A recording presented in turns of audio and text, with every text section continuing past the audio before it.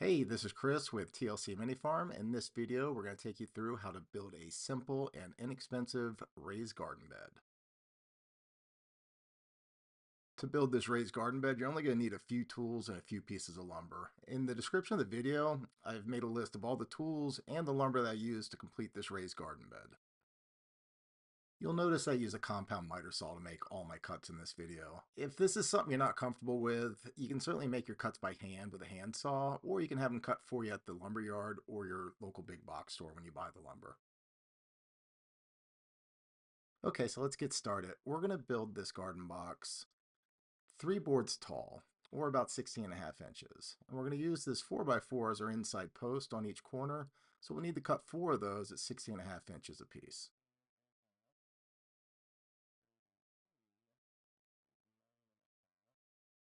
All right, so over to the intimidating yellow machine we go. Uh, I'll joke about it, but in all seriousness, these tools are pretty dangerous. In between filming this video and doing the voiceover, probably about a 2-week period where I was doing some work on the front of the house, and I was using this exact saw, and for whatever reason, and I don't know what happened to this day, and that's usually how these stories go.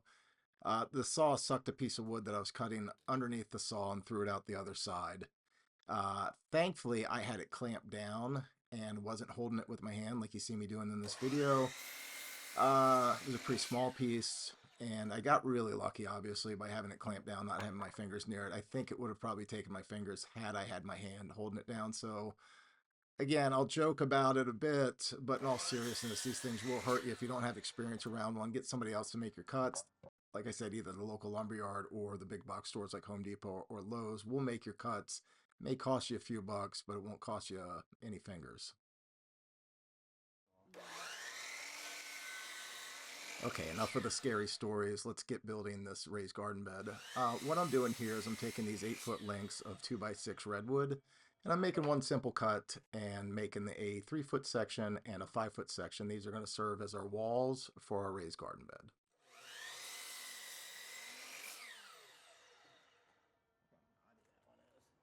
Here comes Lucy, the L in TLC Mini Farm, usually hanging out looking to steal a pair of gloves.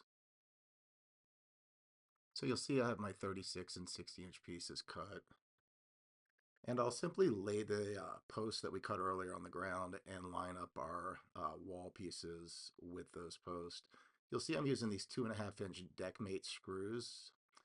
These are great. They'll give us about an inch of penetration into those posts, and they won't rust from the watering or from the rain, so they'll last a really long time. I'll use 2 screws for each plank, offsetting them slightly, but obviously making sure that I'm getting each into the upright post. Once I'm done with one side, I'll line up the other post and simply lay the planks down across them and screw those in 2 screws per plank as well.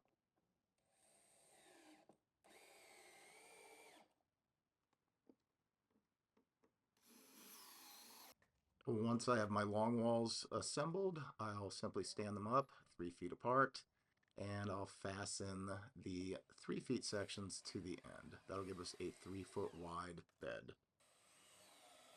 You'll see that I only fasten 1 screw per plank, and I'll do this so that I can align my post. They'll give me a little bit of wiggle room, literally.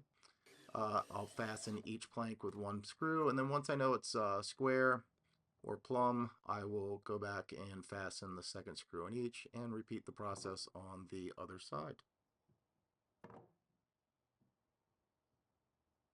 All right, it's time for the fun stuff, the hardware cloth that we're going to put on the bottom of the bed. For this, you'll need a pair of tin snips, some gloves, and a stapler. Now this stuff, it'll stick you, so be careful, and it likes to hold its form. It likes to stay in well, in a cylinder, if you will. But if you wrestle with it a little bit and you're patient, you can get this nice and flat and in line with your bed. Once you get it started here, put a couple staples in it.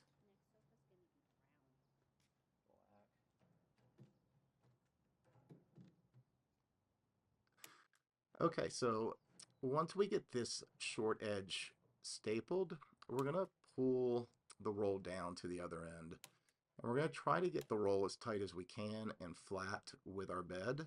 And then once we do that, we're going to staple the other end and along our perimeters.